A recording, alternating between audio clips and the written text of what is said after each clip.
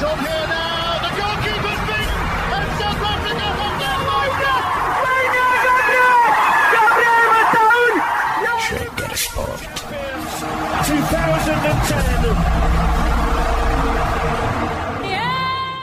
ሰላም ጤና ይስጥልን እንደምን አላችሁ የተከበራችሁና የተወደዳችሁ የሸገር ስፖርት አድማጮቻችን በያላችሁበት እጅግ አስደሳች ጊዜን እያሳለፋችሁ እንደሆነ ተስፋ እናደርጋለን መልካሙን ሁሉም ለናንተ እንመኛለን ሸገር ስፖርት ዊዝ አበበ ግደይ የዩቲዩብ ቻናላችን ነው ይህንን የዩቲዩብ ቻናል ሰብስክራይብ አድርጉና በቤተሰብነት ተቀላቀሉ የደውል ምልክቱን ተጭናችሁ አዳዲስ ስፖርታዊ መረጃዎችን ስናወጣ መልእክት እንዲደርሳችሁ አድርጉ ላይክ በማድረግ ሊንኩንም ለሌሎች በማጋራት በተከታዮች ቁጥር እንድንበዛ የምንሰራቸው ፕሮግራሞችም ብዙ ሰዎች ጋር መድረስ እንዲችል ማገዛችሁን ቀጥሉ እስካሁን ላበረታችሁን አቅም ጉልበት ድጋፍ ለሰጣችሁን በሙሉ እጅግ የላቀው ምስጋናችን ይድረሳችሁ እንላለን ከልብም እናመሰግናለን ኢንተርናሽናል ብሬክ ኢዝ ብሮክን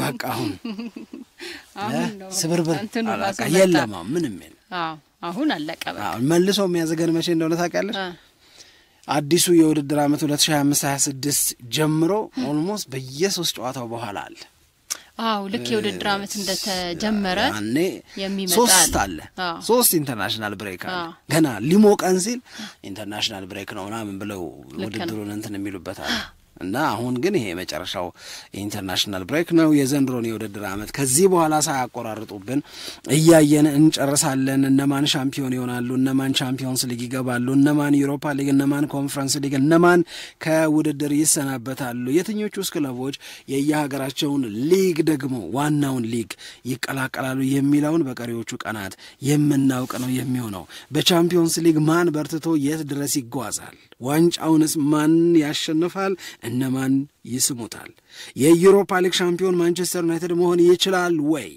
እንደዚሁም ደግሞ ሌሎች ያልተመለሱ ጉዳዮች አሉን ለክረምቱ አታስቡ የዓለም የክለቦች ዋንጫ በትልልቆቹ ክለቦች መካከል 32 ሆኖ በሀገር አሜሪካ ስለሚከናወን ያስደብረናል ብለን ተስፋ እናደርጋለን ስለዚህ ክረምቱ ላይ ከዓለም ዋንጫው ጎን ለጎን ደግሞ የተጫዋቾች ዝውውር ገና ከወዲሁ ያንዳንድ ክለብ ደጋፊዎች በዘንድሮ የውድድር ዓመት በፕሪሚየር ሊጉ ምን እንደሚገጥማቸው አውቀውታል በአንዳንድ ውድድሮች ላይ ደግሞ ወጥተዋል ጨርሰው ስለዚህ ከወዲሁ ጉጉት የተፈጠረ አይመስልሽም ገና ለሚቀጥለው እነማን ይወጣሉ ከኛ ክለብ እነማን ይመጣሉ ወደኛ ክለብ እያሉ ጥያቄን ያነሳሉ አንላይክ ዲ አዘር ሲዝንስ በዚህ የውድድር ዓመት መጨረሻ ላይ የእንግሊዝ ፕሪሚየር ሊግ አንድ የወሰነው ውሳኔ አለ የክረምት የተጫዋቾች የዝውውር መስኮት ሁለቴ ነው የሚከፈተው ብሏል ዘንድሮ ሁለቴ ነው የሚከፈተው ማለት የመጀመሪያው ለማንቸስተር ሲቲ እና ለቼልሲ ሲባል የሚከፈት ጁን 1 ይከፈትና እስከ ጁን 10 ድረስ ይቆያል ለ10 ቀን ብቻ ይቆያል ለምንድነው ይሄ የሚደረገው ከተባለ ፊፋ አዲስ በሚጀምረው የዓለም የክለቦች ዋንጫ ላይ የሚሳተፉ ክለቦች ተጎጂ እንዳይሆኑ ነው ስለዚህ ከ1 እስከ 10 ሰኔ 2025 ድረስ ለመጀመሪያ ጊዜ ይከፈትና ከዛ ይዘጋል 5 ቀን ከዛ ለሁለተኛ ጊዜ በ16 ይከፈታል በ16 ተከፍቶ እስከ መስከረም 1 ድረስ እንደገና ክፍት ይሆናል ማለት ነው በመሃል በሁለቱ መስኮቶች መሃል ለ5 ቀን ዝግ ነው ከዛ እንደገና ነው እንግዲህ ጁን 16 የሚከፈተው ወደዚህም ብታረጊው ግን ፊፋ የሚፈቅድልሽ በክረምት የተጫዋቾች የዝውውር መስኮት ማለት በትልቁ የዝውውር መስኮትሽ 12 ሳምንት ብቻ ነው ስለዚህ ከ1 እስከ 10 ያለው ሲደመር ከ16 እስከ መስከረም 1 ያለው በድምሩ 12 ሳምንት ነው የሚመጣው ይሄንን ነው የሚፈቅድላቸው ይሄንን ሲያደርግ ቼልሲና ማንቸስተር ሲቲ ተጫዋቾችን ለዓለም ዋንጫው ሲሉ የማስመዝገብ መብት አላቸው ማን ነው ይሄንን መብት የሰጣቸው ፊፋ ነው ለሁሉም ክለቦች ማለት ነው ለሁሉም ክለቦች የተሰጠው መብት የዓለም ዋንጫው ከመጀመሩ በፊት እስከ ሰኔ 10 ድረስ በዓለም ዋንጫው ላይ የምንጠቀማቸው ተጫዋቾች ብለው ማስመዝገብ ይችላሉ። ቼልሲም ይችላል፣ ሲቲም ይችላል፣ ማድሪድም ይችላል፣ ሌሎቹም ተሳታፊ ክለቦች ይህንን ማድረግ ይችላሉ። ከዛ በኋላ ደግሞ እንደገና ክለቦቻቸው ወደ ጥሎ ማለፍ ደረጃ ከገቡ ለጥሎ ማለፉ ብለው ማስመዝገብ ደግሞ እንደገና ይችላሉ። ስለዚህ ፊፋ በሚሰጠው ዕድል የሌሎቹ ሀገራት ክለቦች ተጠቅመው የእንግሊዝ ክለቦች ተጎጂ እንዳይሆኑ ዘንድሮ የዝውውር መስኮቱን 2 እንክፈተው ብለዋል። ለሁለተኛ ጊዜ ሲከፈት፣ ለመጀመሪያ ጊዜ ሲከፈት ለቼልሲና ለማንቸስተር ሲቲ ተብሎ ቢከፈትም የመጀመሪያው እነሱ ካሰቡ ከፈለጉና ካቀዱ እንዳይጎዱ ተብሎ ቢከፈትም ግን ሁለቱ ብቻ ይጠቀሙበት ማለት ግን አይደለም። ሌሎቹም ክለቦች ለሁሉም ነው መጠቀም ይችላሉ። ግን ለነሱ ብሎ የተከፈተውን ዩናይትድ ሊገባበት ይችላል፣ ሊቨርፑል ሊገባበት ይችላል፣ አርሰናል ሊገባበት ይችላል፣ ቶተንሃም፣ ኒውካስል ሁሉም መብታቸው ነው የሚሆነው። ግን ለመጀመሪያዋ መስኮት 10 ቀን ያለቻቸው የሚያጣድፋቸው ነገር የለም። ሲቲና ቼልሲ እንደሚጣደፉት አይነት ዋናው ነገር የተለየ ሲከፈት ምን ይሰራሉ ነው። አንደኛ ሲከፈት ምን ይሰራሉ ነው። ሁለተኛ እንደዚህ አይነት 2 ጊዜ የዝውውር መስኮቱ ይከፈት እንጂ ግን እኩል 12 ሳምንት ነው የተለየ የተለቀቀ የበዛ የአንድ ሳምንት ጭማሪ ወይም ደግሞ የአንድ ሳምንት መቀነስ የሚባል ነገር የለም። እኩል ነው ጊዜው። ግን ሌሎች ክለቦች ያገኙትን አድቫንቴጅ እነዚህ ክለቦች ደግሞ ማጣት የለባቸውም የሚል ሐሳብ ነው ዋናው። ማነው ማንቸስተር ሲቲ እና ቼልሲ የክለቦች ውድድር ላይ ስለሚሳተፉ ስለዚህ እንዴት ይጠቀሙበታል የሚለውን እናያለን። በአብዛኛው ሁለቱ ክለቦችን በተመለከተ ብዙ ትልልቅ ነገሮች ዝውውሮች ይጠበቃሉ ወይ የሚለው ሌላ ነገር ይመስለኛል። ምክንያቱም በማንቸስተር ሲቲ በኩል ቀደም ብሎ የተሰሩ ስራዎች ስላሉ ግን ተጨማሪ 1-2 ተጫዋቾች ሊጠበቁ ይችላሉ። በቼልሲም በኩል ተጫዋቾች ገና ከወዲሁ እየፈረሙ እንደሆነ እየሰማን ነው የምንገኘው። ስለዚህ ያን ያክል የዝውውር መስኮቱ ላይ ትልቅ ተጽዕኖ የሚፈጥር ተሳትፎ ያደርጋሉ አያደርጉም የሚለው ብዙ የሚጠበቅ ነገር ባይሆንም ግን እድሉ አላቸው እነሱ ማድረግ እስከፈለጉ ድረስ ለማለት ነው። የመጀመሪያው ማብራሪያ መሆን ያለበት ፊፋ 2 የዝውውር መስኮቶችን ይፈቅዳል ለየሀገሩ፣ ለኢትዮጵያም ለነሱ። የመጀመሪያው የዝውውር መስኮት የሚባለው የክረምቱ ከሆነ ያ 3 ወር ማለት ነው፣ ሌላ ቋንቋ የለውም። ወይም ለ90 ቀን ክፍት ሆኖ የሚቆይ ነው። ያንን 90 ቀን መቼ ይሁንልኝ የሚለውን ሀገራት ናቸው የሚወስኑት ራሳቸው። መቼ ተከፍቶ መቼ ይዘጋልኝ የሚለውን ማሳወቅ ብቻ ነው የሚጠበቅብሽ። ነገር ግን የሚከፈትበት ቀን ይሄ ይሁን የሚዘጋበት ቀን ይሄ ይሁን ስትይ እነዛ ቀናቶች ሲቆጠሩ ከ90 ቀን መብለጥ የለባቸውም። ለስፔንም ለአርጀንቲናም ለኢትዮጵያም ለእንግሊዝም እንደዛው ነው። አንድ ሲፈቅድልሽ የ90 ቀን ይፈቅዳል። ሁለተኛው ደግሞ በውድድር ዓመቱ አጋማሽ አካባቢ የፕሪሚየር ሊጉ ክለቦች የጥር ብለን የምንጠራው የክለቦቹ የሚጠቀሙበት የስፔኑም የጀርመኑም የጣሊያኑም የሚጠቀሙበት ማለት ነው። እሱ ደግሞ ሁለተኛ የዝውውር መስኮት ይባላል። እሱ ለ30 ቀን ነው የሚቆየው ወይም 1 ወር ነው የሚቆየው። 1 ወሩ መቼ ይሆንልኝን ማንም በፈለገበት ቀን ማድረግ ይችላል። ራሻ በሌላ ቀን ልታረገው ትችላለች፣ እንግሊዝ በሌላ ቀን ልታረገው ትችላለች። ግን ራሻም እንግሊዝም በመረጡት ቀን የሚስተናገዱም እንኳን ቢሆን የ1 ወር ዕድሜ ብቻ ነው የሚኖረው ወይም ሲስተሙ ክፍት ሆኖ የሚቆየው ለ1 ወር ብቻ ነው። ስለዚህ 12 ሳምንት ማለት ያው 90 ቀን ማለት ነው። 4 ሳምንት ማለት ደግሞ 1 ወር ማለት ነው። እነዚህ የዝውውር መስኮቶች በዚህ መንገድ ይከፈታሉ። አሁን እኛ የቼልሲ ምን ያረጋል የሲቲ ምን ያረጋል ሳይሆን በእንግሊዝ ፕሪሚየር ሊግ ምን ሊከናወን ይችላል ነው። ይሄንን እንደ መንደርደሪያ ያነሳ ነው እንጂ ቤዚክ ነገሮች ወይም መሰረታዊ የምንላቸው ነገሮች በእንግሊዝ ፕሪሚየር ሊግ የክረምት የተጫዋቾች የዝውውር መስኮት የትኞቹ ናቸው የእውነት የሚያጓጉን? የመጀመሪያው በሁለት እንክፈለው እንደኔ አንደኛው ስንብት ነው። ሁለተኛው ደግሞ ግዢ ነው። ስንብትን በተመለከተ ለምሳሌ የትልልቆቹን ክለቦች ስንል ኦብቪየስ የምንላቸው ስንብቶች እኮ አሉ። ስለሆነ አርሰናል ብቲ ለምሳሌ ከአርሰናል ጋር አብረው እንደማይቀጥሉ የምናውቃቸው ተጫዋቾች አሉ። ቶማስ ፓርቴ፣ ጆርጂኒዮ እንደነዚህ ያሉ ተጫዋቾች ከአርሰናል ጋር እንደማይቆዩ እኮ በእርግጥ ተነግሮናል። ታይረኒ አይደል? እንደነዚህ ያሉ ስንብቶች አሉ። እኔ በጣም ምን ያጓጓል ብትይኝ ግን የዩናይትድን መጨረሻ ማየት የሚያጓጓኝ ስንብትን በተመለከተ ለምሳሌ ማንቸስተር ዩናይትድ ቤት ውስጥ ማን ነው የማይሰናበተው አላውቅም። ለምሳሌ በውሰት የተሰጡ ተጫዋቾች እውነት ተመልሰው ለማንቸስተር ዩናይትድ እንዲጫወቱ ይደረጋሉ ወይ? ማርከስ ራሽፎርድ፣ አንቶኒ፣ ጄደን ሳንቾ፣ ማሌሲያ እነዚህ በውሰት የተሰጡ ተጫዋቾች ናቸው። በአንድ ወይም በሌላ መንገድ በአንድ ወይም በሌላ ምክንያት የአሰልጣኝ አሞሪምን ልብ መግዛት ያልቻሉ አንዳንዶቹ በባህሪ አንዳንዶቹ በሜዳ ላይ እንቅስቃሴ ያላቸው ውጤታማነት ተገምግሞ ለአሞሪም መስፈርት አላሟሉም ወይም ሙሉ ሆነው አልታዩም የሚባሉ ናቸው። ይሄ እኮ ቁጥሩ ቀላል አይደለም ሳምሪ፣ 4 እኮ ነው። 4 ተጫዋቾች ናቸው። ከነዚህ ከ4ቱ ውሰት ተሰጥተው መመለሳቸውን እንጃ ከምንላቸው በተጨማሪ ደግሞ ስንብታቸው አይቀርም የምንላቸው ተጫዋቾች ደግሞ አሉ። ሊንድሎፍ፣ ጆን ኢቫንስ፣ ካዚሜሮ፣ ኤሪክሰን ያስፈራል እውነት ለመናገር ሉክሻው እነዚህ ተጫዋቾች ከማንቸስተር ዩናይትድ ጋር አይቀጥሉ። ገናውንም የረሳዋቸው ለሞ ሊኖር ይችላል። ሶስተኛ ዘርፍ ግን ማንቸስተር ዩናይትድ ቤት ውስጥ አርሰናል ቤት ውስጥ የሌለ ሌሎቹ ክለቦች ጋር የሌለ ሶስተኛው ዘርፍ ማንቸስተር ዩናይትድ ለገንዘብ ሲል በእግር ኳስ ምክንያት ሳይሆን ለገንዘብ ሲል ሊሸጣቸው የሚገደዳቸው ተጫዋቾች ደግሞ አሉ።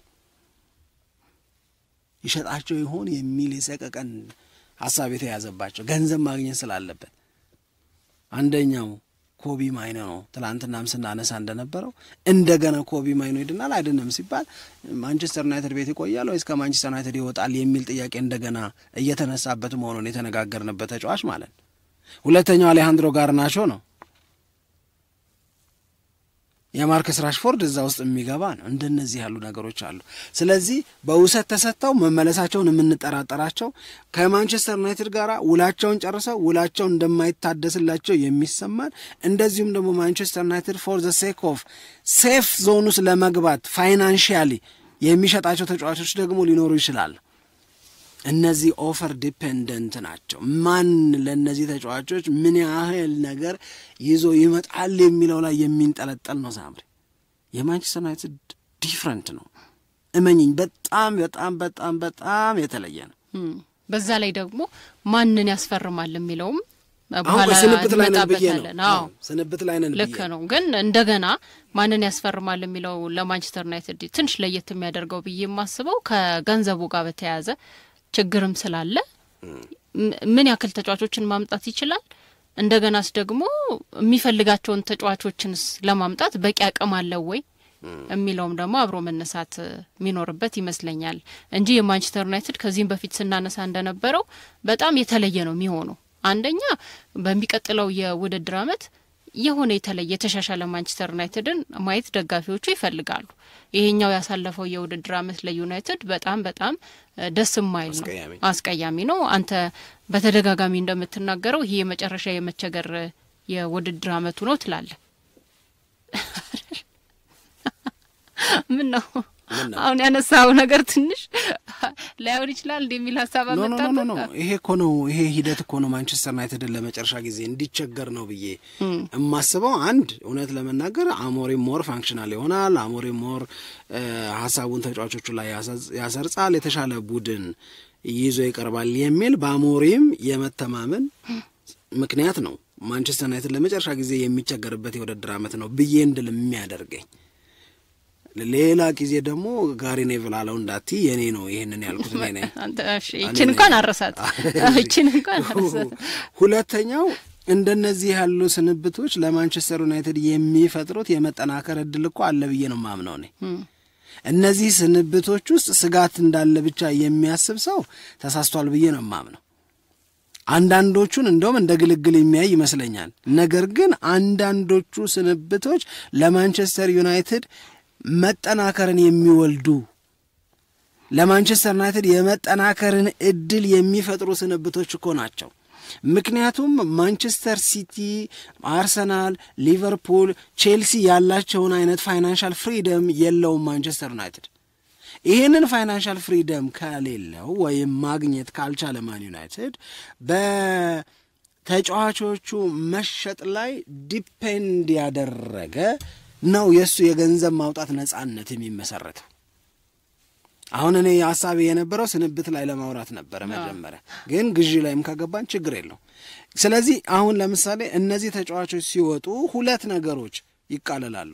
ከእያንዳንዱ ስንብት ማንቸስተር ዩናይትድ ይብዛ ሚነስም ገንዘብ ይሰራል፣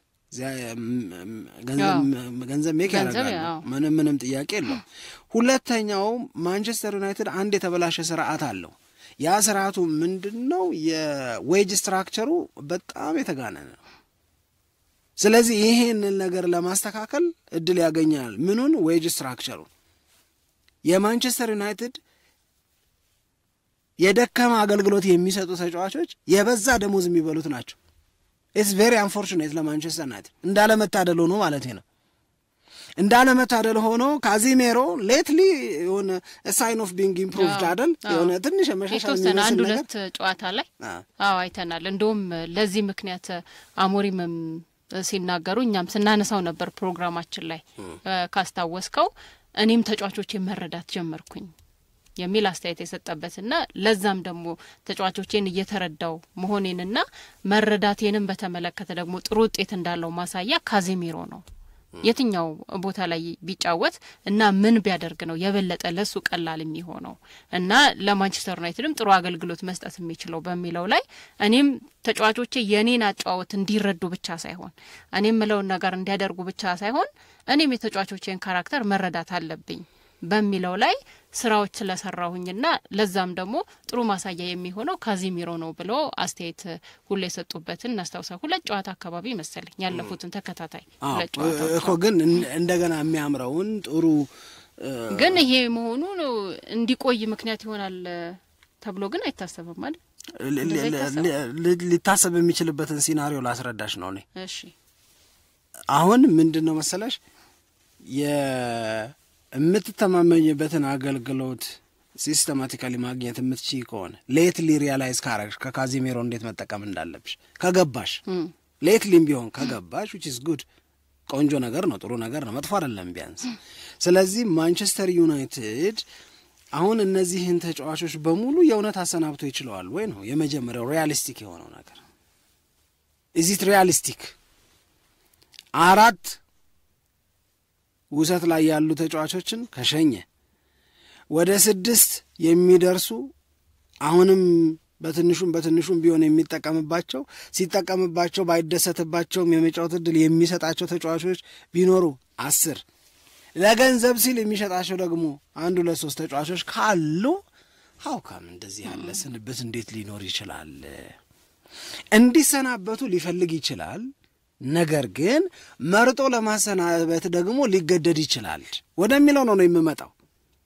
ይሄን አይነት እንዲጠራርጎ ማስወጣት የሆነ የተደላደለ ሁኔታ ላይ ላለ ክለብ ሊሆን ይችላል። የተደላደለ ስልሽ እነዚህ ተጫዋቾች for any reason ለቺፕም በርካሽ የሚሆነው አነስተኛ ምናምን ብቻ ይውጡ ለአሰልጣኙ ምቹ የሆነ ነገር እንፍጠርለት ምናምን ብሎ ማንቸስተር ዩናይትድ ቢመጣ በምን ገንዘብ? የማንቸስተር ዩናይትድ የማስፈረም ብቻ ሳይሆን የማሰናበት ውሳኔም የብልህ መሆን አለበት። ያስተዋይ ሰው መሆን መቻል አለበት። አስተዋይነት ያልታከለበት ስንብት ማንቸስተር ዩናይትድን አይጎዳም፣ ማንቸስተር ዩናይትድን ፈቅ አያደርገውም። ለምንም ምክንያት ማታቆያቸው ተጫዋቾች ይኖራሉ። ለምንም ምክንያት ውልም ማታራዝም የላቸው ተጫዋቾች አሉ። ፎር ዛት ማተር ሃሪ ማጓየርም ይገባል እዚህ ውስጥ። ኢን ኩዌስችን ያሉ ደግሞ እንደነ ኦናና ያሉ ተጫዋቾች ደግሞ አሉ። ስለዚህ አሁን እንደዚህ ስታደርጊ ሴሌክቲቭ ለመሆን ስትገደጂ ምንድነው ማንቸስተር ዩናይትድ ያደርጋል ብዬ የማስበው? ስንብቱም እንኳን በማስተዋል ስንብቱም እንኳን በብልጠት መያዝ አለበት ካል ከነዚህ አሁን በስም ከጠራናቸው ተጫዋቾች መካከል ሌትሊም ቢሆን አንደርስታንድ ያደረጋቸውን ተጫዋቾች ጠርቶ አነጋግሮ ዊስ ሌስ በጣም ዝቅ ባለ ሳምንታዊ ደሞዝ የሚቆይ ከሆነ ለካዚሜሮ ድል ቢሰጠው ይችላል። አንደርስታንድ አድርጌዋለሁ እንዳለው ደግሞ የውድድር ዓመቱ ገና አላለቀም። በፕሪሚየር ሊግ ወደ 9 ጨዋታዎች ይቀራል። ደግሞ እንደገና በዩሮፓ ሊግ ማንቸስተር ዩናይትድ ይጫወታል። እነ ካዚሜሮ ባለፉት 2-3 ጨዋታዎች ላይ ያሳዩት ብቃት ማንቸስተር ዩናይትድን የት እንደሚያደርሰው ሊታይ ይችላል።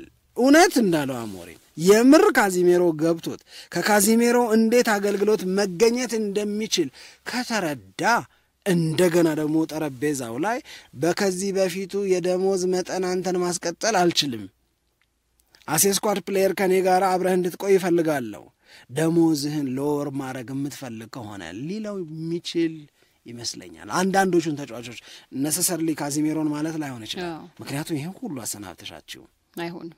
ግን ምን ያስተካክልልሻል? የዌጅ ስትራክቸርሽን ግን ማስተካከል ትቻለሽ። ለዚህ ነው መሰረታዊው ጥያቄ ዩናይትድ ቤት የሚነሳው።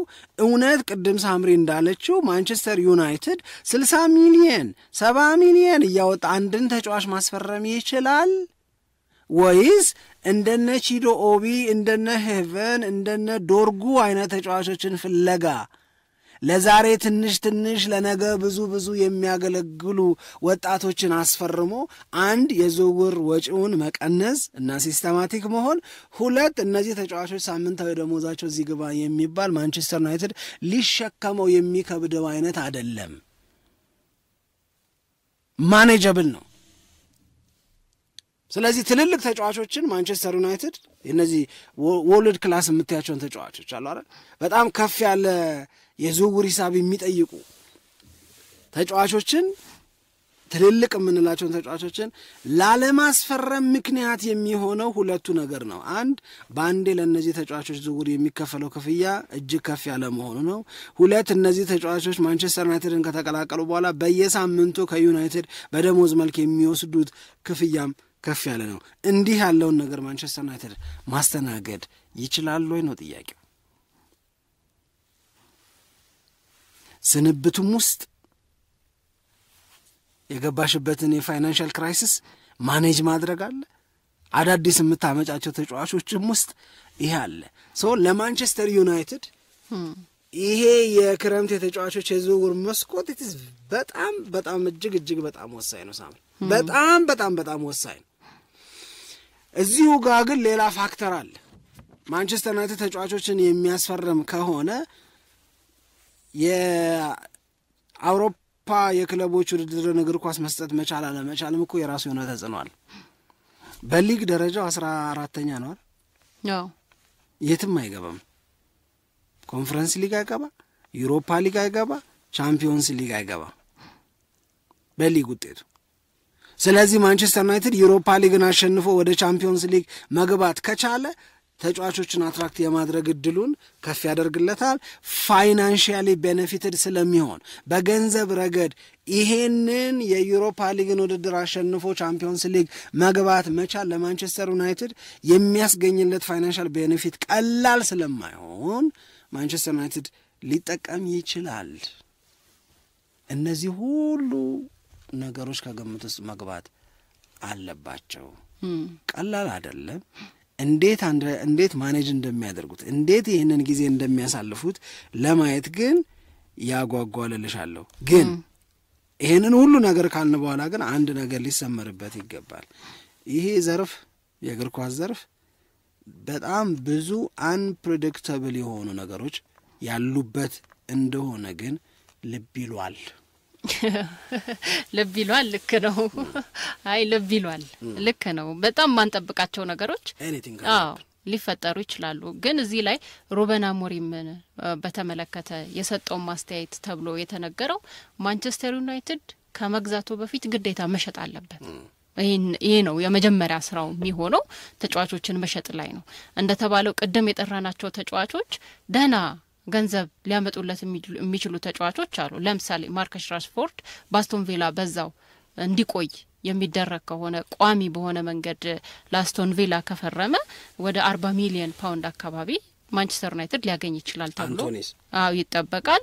እንደገና የአንቶኒም ጉዳይ አለ። እንደውም አንቶኒንም በተመለከተ ተመሳሳይ ነገር ነው ወደ 40 ሚሊዮን ፓውንድ አካባቢ 80 ሊሆን ይችላል። ከዛ ጋርናቾ ደግሞ ባለፈው በጣም የመጨረሻ ደረጃ የደረሰ የሚመስለው ወደ ናፖሊ የመሄድ ምንድነው ጥረቶች ነበሩ ተደጋጋሚ በናፖሊ በኩል አንድ ጊዜ 50 ሲል ከዛ 55 ሲል እንደዚህ አይነት ገንዘብ ከፍላለው ይሄንን ተጫዋች ለማስፈረም ብሎ ተደጋጋሚ ጥያቄዎችንም ሲያቀርብ ነበረ።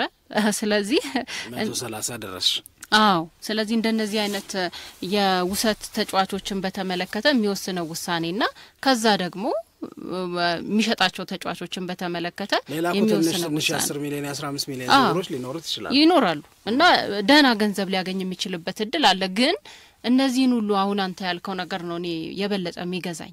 እነዚህን ሁሉ ተጫዋቾች ከክለቡ እንዲወጡ አድርጎ ምን ተይዞ ጉዞ አይነት ነገር አይመጣም ወይ? እንደገና ደግሞ አዳዲስ ተጫዋቾችንም ቢያመጣ ማንቸስተር ዩናይትድ ግዴታ በክለብ ውስጥ የቆዩ ልምድ ያላቸው ተጫዋቾች ያስፈልጋሉ። ካልሆነ ብዙ የተዘበራረቀ ነገር እንደገና በዛኛው የውድድር አመት አብሮ ሊመጣ ነው ማለት ነው። ለዛ ኮን ሳምሪ ምን የሚባለው ማንቸስተር ዩናይትድንና የማንቸስተር ዩናይትድን ቀውስ ለማስተካከል ወይም ማንቸስተር ዩናይትድ ቤት ውስጥ የተፈጠረውን ኪዮስ ቀውስ ይባል አንደኔ አማርኛው ትንሽ እንትን ሊል ይችላል ኦፌንድ ሊያደርግ ይችላል። ግን ኪዮሱን ለማስተካከል ማንቸስተር ዩናይትድ ቤት ውስጥ ያለውን ችግር ለማስተካከል ከ3 የዝውውር መስኮት 4 ሊፈልግ ይችላል የሚባለው እኮ ለዛ ነው። ቀስ በቀስ አሰናብቻለሽ፣ ቀስ በቀስ ታመጫለሽ። የነገውን ታላቅ ማንቸስተር ዩናይትድ እስከ 2028 ድረስ እንገነባለን የተባለው እኮ ለዛ እኮ ነው። ሂደት እንደሚፈልግ ያስታውቃል እንጂ አሁን ከጠራናቸው ተጫዋቾች በተጨማሪ እኮ ማንቸስተር ዩናይትድ የማይፈልጋቸው ተጫዋቾች እኮ አሉ። ሁሉን ማሰናበት አይቻልም። ሁሉን መተካትም የተጠሩትንም ተጫዋቾች ማሰናበት ለኔ ከባድ ነው። እንደውም አንዳንድ ቦታ ላይ ማሰናበትም ከባድ ነው፣ እነሱን መተካት ደግሞ ከባድ ነው እኮ። አንዳንድ ቦታ ላይ ያየሁት ነገር ምንድነው ማንቸስተር ዩናይትድ 8 ተጫዋቾችን ማሰናበት አለበት ወይ መሸጥ አለበት እና ከነዛ ተጫዋቾች ወደ 310 ሚሊዮን ፓውንድ ያገኛል። በጭራሽ አይሆንም።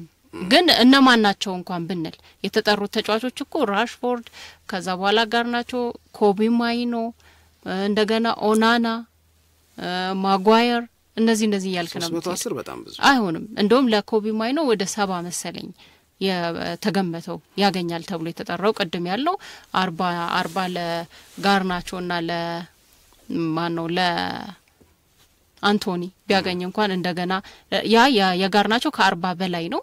ግን የራሽፎርድና የአንቶኒ 40 ቢሆን እንኳን እንደዚህ ያረከብት ሄደው ቅድም እንዳልከው ከሌሎች ተጫዋቾች ለምሳሌ ከነ ሃሪ ማጓየር የሚገኝ ወደ 10 ሚሊዮን ፓውንድ አካባቢ ግን ቸግሮሽ የምትሸጪው ነገር ርካሽ እኮ ነው። አሁን ሆናና ወደ ሳውዲ ምናምን ቸግሮማ የምትሸጠው ነገር ቸግሮሽ ካወቀ ገዢ ያራክስብሻል። ግን ይሄንን ነገር በቃ የመባል ነገር አድርገን ነው እንጂ የምንወስደው የመሆን እድሉ ግን በጣም አነስተኛ የሚመስለኝ ለዛ ለእንትን ይሄ በቃ ባለቤቶቹ ውጭ ሀገር ሊሄዱ ነው አሪፍ ዕቃ ይመስለኛል። በነገራችን ላይ በዚህ ዋጋ እኮ አይሸጥም እነሱ ለመሄድ ስለቸኮሉ ነው እንጂ ምናምን ተብሎ የሚሸጥ ዕቃ ሰምተሽ አታውቂ? አውቃለሁ። ካጋጠመ አሪፍ ነው ለገዢ አሪፍ ነው። እንደዛ ነው። መልካም እያደመጣችሁ ያላችሁት የእናንተን ሬዲዮ ሸገር ኤፍኤም 102.1 የዕለተ ቅዳሜ የሸገር ስፖርት ፕሮግራማችንን ነው። ፕሮግራማችን እስከ 6 ሰዓት ድረስ ወደ እናንተ መድረሱን ይቀጥላል። በሌሎቹ ክለቦች ስንብት ግዢ ላይም ደግሞ አንዳንድ ነጥቦችን እናነሳለን። አርሰናል፣ ሊቨርፑል ምን ያስባሉ? አርሰናል ሪያል ማድሪድ የሚባል ፈተና መጥቶበታል። በጣም ተጠናክሮ ነው የመጣበት ሪያል ማድሪድ። እንግዲህ ሪያል ማድሪድ በቻምፒዮንስ ሊግ አርሰናል ጋር ይጫወታል። ከዛ በፊት በዝውውር ደግሞ ሊወስድበት ነው ዙቢሜንዲን። ሲሪየስ ናቸው አሉ ዙቢሜንዲን ለማስፈረም። እሱንና ሌሎች ጉዳዮችን ወደ ማየት እንሄዳለን። አርሰናል እና ዙቢሜንዲን ለማስፈረም የቀረበበት ፈተና ምን ማለት ይችላል? የዙቢሜንዲ ጉዳይ ትንሽ አስቸጋሪ ይመስለኛል እኔ ማለት ሪያል ማድሪድም የመጨረሻ ነገሩን እየተከታተለ ነው፣ ሲሪየስ ነው እዚህ ላይ ተብሎ አስተያየት ሲሰጥና መረጃዎች ሲወጡ አይተናል፣ እኛም አቅርበናል። በጣም ፍላጎት አለው ሪያል ማድሪድ እየተባለ ነው። በሌላ መንገድ ደግሞ አርሰናል ነገሮችን በሙሉ አጠናቋል። ዙበሜንዲ የአርሰናል ተጫዋች መሆኑ የማይቀር ነው የሚል መረጃም ደግሞ ሌሎች መገናኛ ብዙሃን ላይ ተጽፎ እያየን ነው የምንመለከተውና አሁንም አርሰናል ከዚህ ቀደም በዝውውር መስኮቱ ሊያስፈርማቸው ይገባል ተብለው ሲጠቀሱ የነበሩ ተጫዋቾች ናቸው በአብዛኛው አሁንም ስማቸው አብሮ እየተያዘ የሚገኘው ኒኮ ዊሊያምስ ዙበሜንዲ እነዚህ ከረጅም ጊዜ ጀምሮ የሚጠሩ ናቸውና ደግሞ የፊት መስመር ተጫዋቾች እና ሲስኮ ቤንጃሚን ሼሽኮንም ተብሏል ግን አሁን አብዛኛው ነገሩ ይሄ ዙበሜንዲ ላይ ያተኮረ ነገር እየመጣ ነው በአርሰናል በኩል እና አንዳንድ አስተያየቶች እንደገና ስሰማ የስጋት ነገር ደግሞ አለ አሁንም ማጥቂላና አስፈርም ነው ምንድነው ምንም አይነት ይሄ ካጥቂ ጋር በተያያዘ ጠንከር ያለ ነገር አላገኘንም የሚል የወሬው እድገት የለውም አሁን ዙበሜንዲ ላይ እንደሚታየው ነገር አጥቂ ተጫዋች ላይ በአርሰናል በኩል ይወሰዳል ተብሎ የሚጠበቀው እርምጃ በጣም የሳሳ ነው ተብለው የስጋት አስተያየትም የሚሰጡ ሰዎች አጋጥመውኛል እና ልክ ነው ይልሽ ምንድነው መሰለሽ አሁን አጥቂ ማስፈረም አለመፈለግ አይመስለኝም አለመፈለግ አይደለም ብዬ የማስብበት ዋነኛው ምክንያት አሁን ፕራክቲካሊ ተቀጣውበታል ይሄ ካጥቂ ጎል ከሚያስቆጥር ተጫዋች አለመኖር ጋር በተያያዘ ከዘንድሮ የውድድር ዓመት መጀመሪያ አካባቢ የአርሰናል ሐሳብ የነበረው ዊዛውት በቃ ናቹራል ስትራይከር ሊጉን ማሸነፍ ይቻላል የሚል እምነት ነው እንደማይቻል ነገሩ በጣም ከባድ እንደሆነ አዩት ይደግሙታል ብዬ አላስብም ለዛ ነው እኮ መሃል ላይ የሚገኙ ከሆነ ብለው አንዳንድ ተጫዋቾችን ለማስፈረም ነካነካ ማድረግ የጀመሩትና ኦሊ ዋትኪንስን ለማስፈረም እኮ የምርም ቢሆን ሙከራ ማድረግ ጀምሮ ነበር አርሰናል ስለዚህ የአጥቂ ጉዳይ ትንሽ አንድ ሽሚያው ስለሚበዛ ሁለት አጥቂ የሚባሉ ተጫዋቾች በአርሰናል ፍላጎት ስማቸው የተጠራ ተጫዋቾች እነማን ናቸው ስትይ አንደኛው እኮ አሌክሳንደር አይዛክ ይፈልጉታል እኮ እሱ ሁለተኛው እኮ ቤንጃሚን ሼሽኮ ነው ይፈልጉታል እሱን እንደነዚህ ያሉ በአርሰናል የሚፈልጉ የፊት መስመር ተጫዋቾች ጎኮሬሽ ይፈልጉታል እንደነዚህ ያሉ ተጫዋቾች ሌላ በጣም ብዙ ፈላጊ ያላቸው it's not easy ዙበሜንዲን ለማስፈረም እንደምታደርጊው አይነት ወይም ኒኮ ዊሊያምስን ለማስፈረም እንደምታደርጊው አይነት አይደለም ይሄንን ለዛ ነው ካለ መፈለግ አንፃር ሳይሆን ነገሩ የሚያስፈልገው ዝግጁነት የሚኖረው ፈተናና ቻሌንጅ በጣም የበዛና የጠነከረ ነው ለእያንዳንዱ አርሰናል ሊያስፈርመው ላቀደው አጥቂ በጣም ብዙ ፈላጊ ታገኛለሽ ለምሳሌ አሌክሳንደር አይዛክ ስቲ አይዛክን የማይፈልግ ማን ነው ባርሴሎና ይፈልገዋል ሊቨርፑል ይፈልገዋል እንደውም እንደ ሊቨርፑል ይሄን ልጅ የፈለገ የለም ነው የተባለው ራሱ አርሰናል ይፈልገዋል ሌሎች እንደውም በኒውካስልና በአሌክሳንደር አይዛክ ዙሪያ 3 አመት ቀሪ ኮንትራት አለው ኒውካስል ዩናይትድን ማስፈራራት አትችይም ምክንያቱም ውል አለው የ3 አመት ያ የልብ ይሰጠዋል እስካሁንም ድረስ ደግሞ ራሱ አሌክሳንደር አይዛክ ኒውካስል ዩናይትድን ልቀቁኝ ሌላ ቦታ ሄጄ መጫወት ፈልጋለሁ የሚል ፍንጭም አላሳይ በሱም በኩል የመልቀቅ ፍላጎት እስካሁን ድረስ ኦፊሻሊ የመጣ የመልቀቅ አዲስ ቻሌንጅ የመፈለግ ምንም አይነት ዝንባሌ ከሌለ ኒውካስል ዩናይትድም ደግሞ ፋይናንሻሊ ሸብረክ የሚልልሽ አይነት ቡድን አይደለም የቅርብ ጊዜ ሀብታም ደረቱን ገልብጦ ማሳየት የሚፈልገው ነገር ያለው ነው የይሳቅም ዋጋ ደግሞ እኮስ አንደኛ በጣም ኢንቨስት አድርገውበታል እኮ እነሱ ሲገዙትም ሳምንታዊ ደሞዙም በጣም ትልቅ ነው ስለዚህ እውነት ይሄንን ተጫዋች አሁን በሚባለው 150 ቆዳ ማዋደድናት እንኳን ብንል በጣም ዝቅ ያለው 90 ሚሊዮን ነው እውነት አርሰናል 90 ሚሊዮን አውጥቶ አሌክሳንደር አይዛክን ያስፈርማል ወይ ያምንበታል ወይ 90 ላስ ፕራይሱ ነው ቢባል ያ ማለት የምር ይሄንን ተጫዋች በጥሩ ዋጋ ይሄ በቃ በማርኬት ፕራይስ ኒውካስል በሚያዋድደው ሳይሆን አርሰናል ወይም ሊቨርፑል ወይም ባርሴሎና ወይም ሪያል ማድሪድ ሊያቃልሉት በሚሞክሩትም ሳይሆን በትክክል የእያንዳንዱ ተጫዋች ኤስቲሜትድ የሆነ የማርኬት ቫልዩ አለው እገሌ ስንት ሊያወጣ ይችላል በወቅቱ ገበያ ሲባል የሚጠራ በዛ ከመጡ ኒውካስል እና ምናም ብሎ ሊሰማሽ ይችል ይሆናል ግን ከሊቨርፑል ጋራ ከባርሳ ጋራ ከሌሎቹ ክለቦች ጋራ ትልቅ ፉክክር ይጠብቀዋል በጣም ትልቅ ፉክክር ይጠብቀዋል እዛ ላይ ነው የምትጨምሪው ምኑን 3 ዓመት ኮንትራት ያለው መሆኑን እዛ ላይ ነው የምትጨምሪው ምኑን ራሱ አሌክሳንደር አይዛክም የመውጣት ዝግጁነት መንደርደር ምናምን ነገር እያሳየ አይደለም። አይዛክን ተይውሽ ቤንጃሚን ሼሽኮ ከማጋራ ነው እዚህ ሊስም ሳይያዝ የሰማሽ ቤንጃሚን ሼሽኮን ሳይለ ሊቨርፑል በቀደም ስናነሳ ምን አለን እነዚህን አጥቂ ተጫዋቾች ይዞ እውነት ሊቨርፑል የሚቀጥል ይመስላችኋል ወይ? ሳላ ይኖርም አይኖርም ዲየጎ ጆታን ይዞ ሉዊስ ዲያዝን ይዞ ያውም እነሱም የሚቆዩ ከሆነ ይዞ እውነት እነዚህን አሴ ነምበር 9 እየተጠቀመ ዳርዊን ኑኔዥን ይችላሉ ብለን በቁጥር አስደግፈን ስንናገር አልነበረም እንዴ? ሪፕሌስመንት ኢዝ መስት ለሊቨርፑልም ቢሆን እንደ አርሰናል ፓኒክ ላያረግ ይችላል። እንደ ሌሎቹ ክለቦች በጣም በችግር ጥፍር ያላለ ሊሆን ይችላል። ነገር ግን አርነ ስሎት is not okay with them ፐርፎርማንስ ወይስ ከሶስቱ የሚገኘውና ከሳላ ሲገኝ የነበረውን ነገር ስናነጻጽረው በጎል ብቻ ስናነጻጽረው ጎል ፕላስ አሲስት ብለን የሉዊስ ዲያዝ የዲየጎ ጆታና የዳርዊን ኑኔዝ በጣም ትንሽ። ስለዚህ አንዱ ሊቨርፑል እዛ ቦታ ላይ የሚፈልገው እንደ ቤንጃሚን ሼሽኮ አይነት ተጫዋቾች ነው ይሉሻል። ቤንጃሚን ሼሽኮን እኮ ማንቸስተር ዩናይትድ የሚፈልገው በአጥቂ ተጫዋቾች ዙሪያ ያለው ዲማንድ ሂውጅ ነው፣ በጣም ትልቅ ነው። ዙቢሜንዲ ሊቨርፑል ይፈልገው ነበር እኮ ከአርሰናልም በፊት። ምናልባት አርሰናል አሁን እንደዚህ አይነ ከበዛባቸው ተጫዋቾች ውጪ ፈላጊ ካላቸው ተጫዋቾች ውጪ ሌሎች ተጫዋቾች ላይ ትኩረት ማድረግ አለበት ተብሎ ደግሞ አንዳንዶቹ ጉዳዮች ነው። አሁን እኔ አርሰናል ከሊቨርፑል ጋር ተገዳድሮ አንድን ተጫዋች አሳምነው መውሰድ የማይችልበት ደረጃ ላይ ነው ብዬ አላምንም።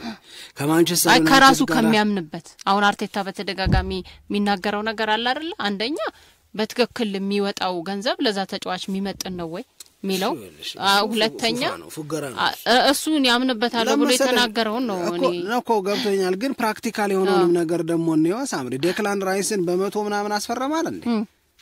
አምኖበት ነው እኮ ይገባዋል ብሎ ያ እኮ ይገባ እሷ ልጅ አጥቂ ላይ ሲመጣ ናት እሷ ማብራሪያ የመጣችውም አጥቂ ላይ ነው። አስተውለሽ ከሆነ እሱ ብቻ ነው ሲናገር በተደጋጋሚ በሰማው እንደዛ ይላል ማለት እኮ ብሏል። እሺ ሁለተኛ ደግሞ ምንድነው ኢምፓክቱ ያ ተጫዋች መጥቶ አርሰናል ምን ያህል ያሻሽላል፣ ምን ያህል ያሻሽላል፣ ምን ያህል ለውጥ ያመጣል የሚለው ነው።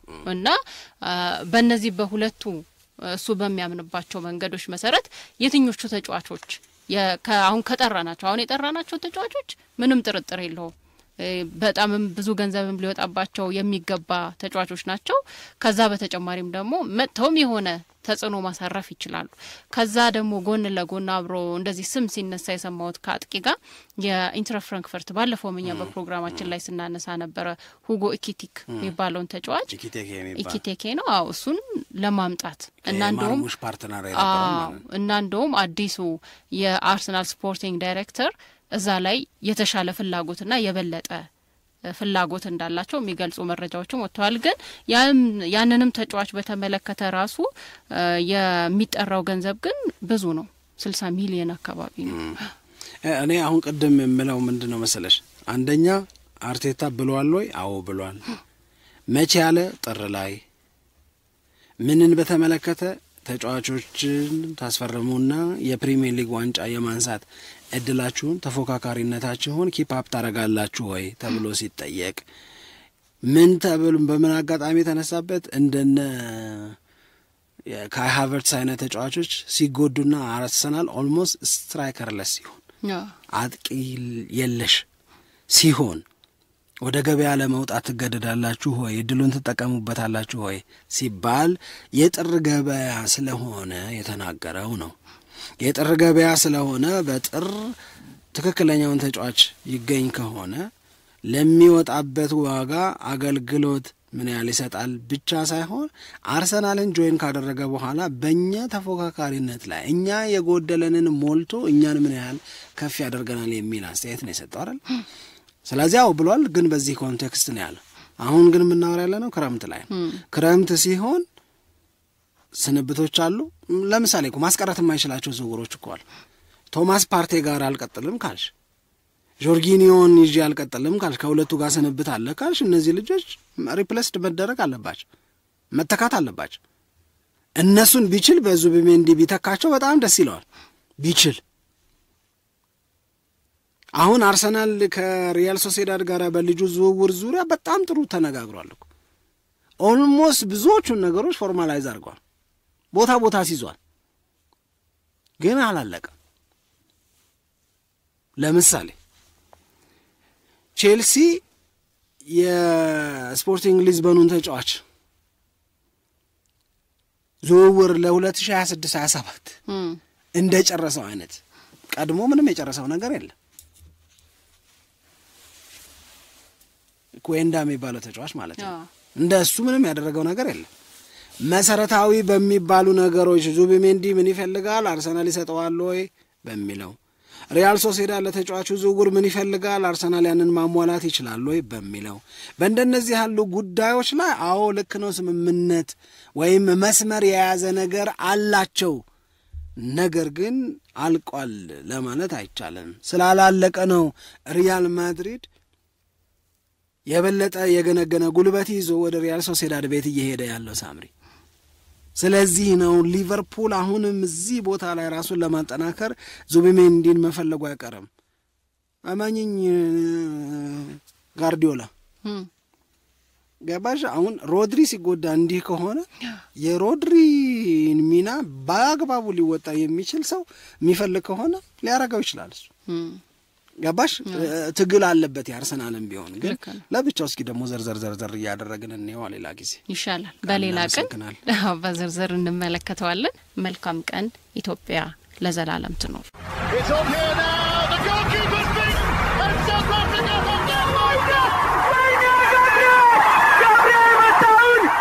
Shaker Sport 2010